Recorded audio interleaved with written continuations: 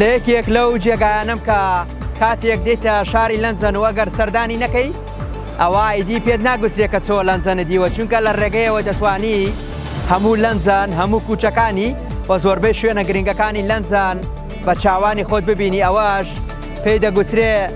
لەنجەن ئایس یاخود چاوی لەنجەن. ئەمڕۆ بە ژمارەوە هەندێک زانیاریتان لەسەر چاوی لەندەن پێ دەڵێم کە چەند مەترێک ئێستا لە منەوە دیارە و ئێستا نێوان من و چاوی لەندەن تەنها ڕووباری تایمز لە نێوانمانە و چاوی لەندەن ڕووباری تایمز دەکات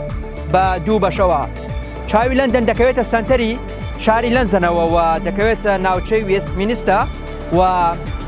چاوی لەنجەن بەرزیەکەی 130 مەترە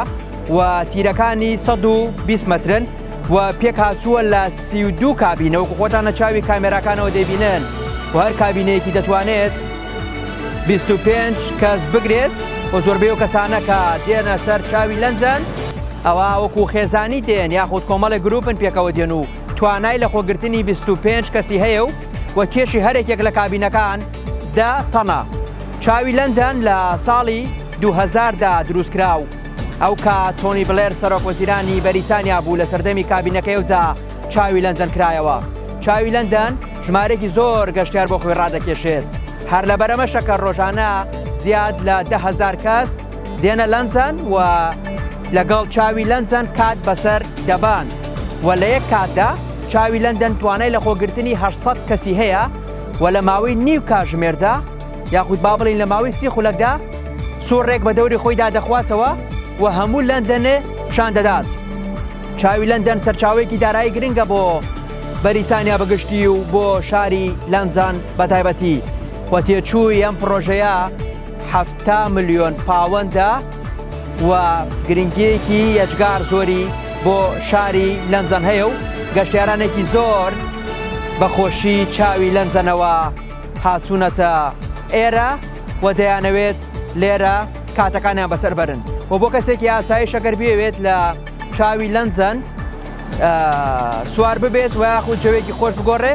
ئەوە بۆ کەسی ئاسایی نرخەکەی 40 پاوەندی بەریتانیە، بەڵام بەشێکی زۆر لە گەشتیاران ئەو گلەیە دەکەن دەڵێن کاتێکی زۆری دەوێت کە تاوەکو دەتوانیت تکتی بەدەست بخەیت چونکە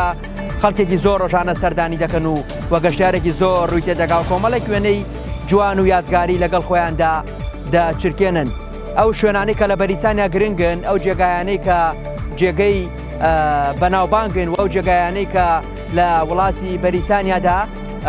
مێژوویین و یاخود گەشتارێکی زۆر ڕویان تێدەگا هەمیشە ئالان ڕەوف و شەموز نادر لەوێن و بۆ چۆی بینەر و بیسەری کوردی باز دەکەن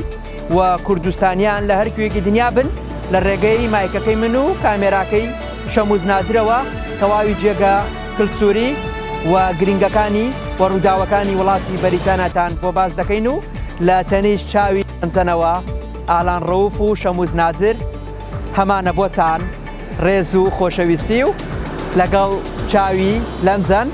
کەمێک بەجێتان دێڵم بە هیوام بینەری دیمەنەکان بن. زۆر سپاس.